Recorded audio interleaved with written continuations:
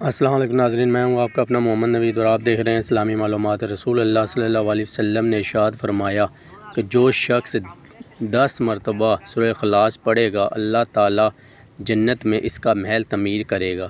یہ سن کر حضرت عمر رضی اللہ عنہ نے عرض کیا کہ یا رسول اللہ صلی اللہ علیہ وآلہ وسلم، اس طرح تو ہم بہت سے محلات بنا لیں گے۔ آپ صلی اللہ علیہ وآلہ وسلم نے فرمایا کہ اللہ بڑی اکثریت والا ہے، بہت آمادگی والا ہے۔